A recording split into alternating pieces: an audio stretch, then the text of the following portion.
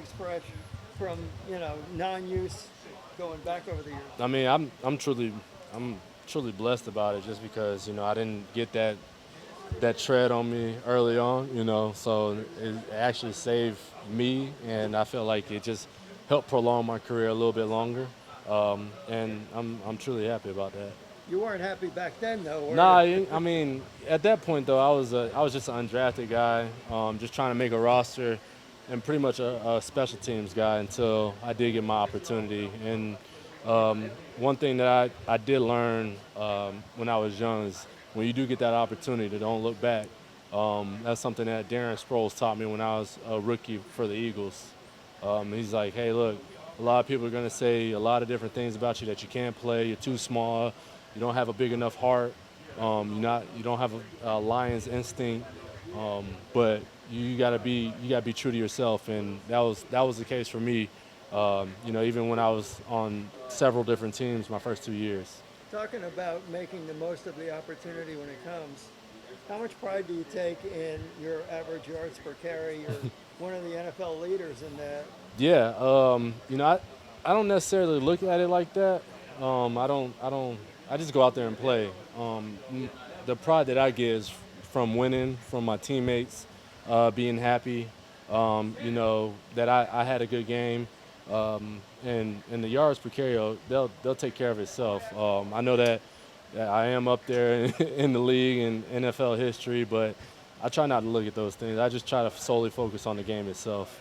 You When the hit 49ers first started giving you a chance to run the ball, a lot 2018 range, initially were you fueled by the chip on your shoulder of 4 or 5 teams not knowing how good a runner you were? And does that still fuel you now, or is that old news? Oh no, that still fuels me to this day. I mean, I still have that list that the teams that cut me and didn't give me an opportunity, including the Dolphins at the time. But all's forgiven. But I mean, you have to look at it as a positive.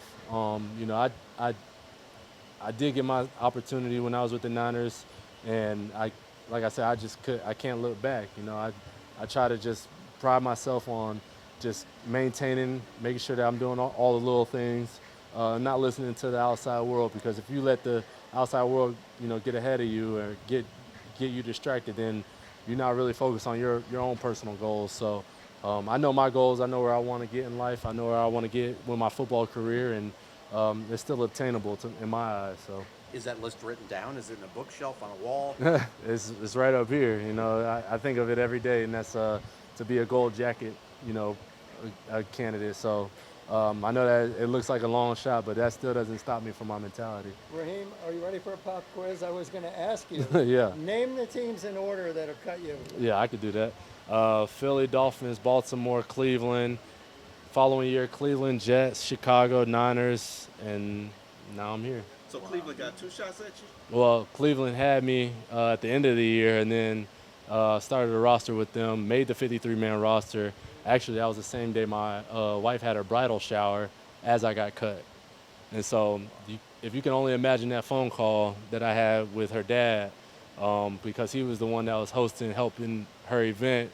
And I'll never forget, I was sitting at the couch in our apartment, and gave him that call, said, hey, man, look, I don't know how to tell you this, or I don't even want to tell the ladies, but, I just got cut by the Browns. And the first thing he said was, don't worry about it. We're gonna talk about this when the girls get done with the bridal shower, because that would have just ruined their day, So, but yeah, we had that conversation, and that's actually the pivotal moment in my career when I asked my wife on our couch what should I do, because I had just got cut by several different teams prior to, and she asked me how much do I truly love football, and I told her, I mean, I played this sport since I was 7, and she was like, well, I don't see what's stopping you now, and that was a pivotal moment for me. What would you do if you didn't do that?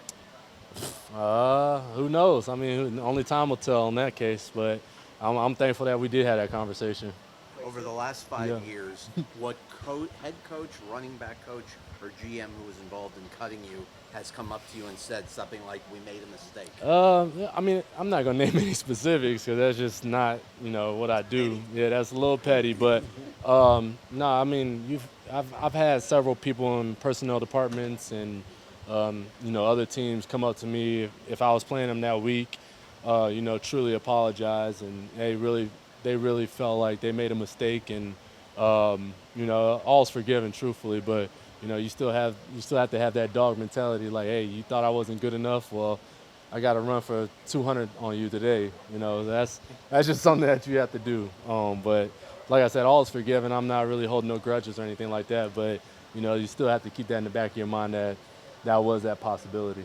Was there ever a time when you thought, well, maybe I'm done with the NFL, maybe it's not for me anymore? When I had that question with my wife at the time, but when she told me how much you truly love the sport, I told her I've been playing ever since I was 7, and she basically gave me like, no, well, you need to keep playing. Like, at that moment, any thought of me quitting or giving up just null and voided. It was just more so, hey, I need to go out here and I need to do what I need to do. And if I want to be great out there, go out there and chase my dreams.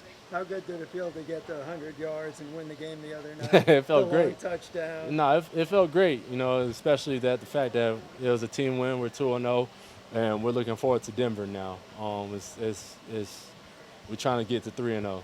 21.62 miles per hour. Yeah, I could have went faster.